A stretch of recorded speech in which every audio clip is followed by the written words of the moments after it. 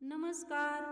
हमरा चैनल समृद्ध भोजपुरी में आप सबके बहुत बहुत स्वागत बा। आज हम गावत तनी एगो झूमर गीत। पसंद आई तो लाइक कमेंट जरूर करब सभे, चैनल के सब्सक्राइब जरूर कर लेहब सभे, इससे हमरा प्रोत्साहन मिली और आप सबके तुरंत नोटिफिकेशन।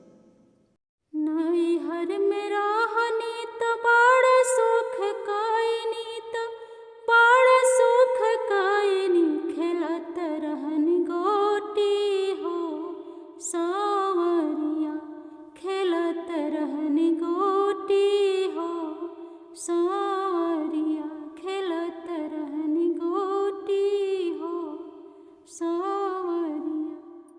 अरे घूमत रहनी हम बारी फूलवारी, यारे बारी फूलवारी हो, सहेलिया संग छोटी हो सावरिया, सहेलिया संग छोटी हो सावरिया। बाबा के अंगनवा में चाहकत रहनी, चाहकत रहनी, झूला के दुई चोटी हो सावरिया, झूला के दुई चोटी हो सावरिया।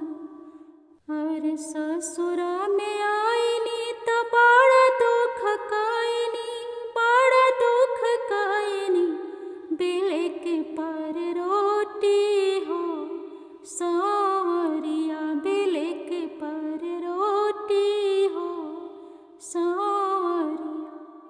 सासु मोरा मारली, ननदिया घरे आवेली, ननदिया घरे आवेली, गोतिनिया बड़ी खोटी हो सावरिया, गोतिनिया बड़ी खोटी हो सावरिया।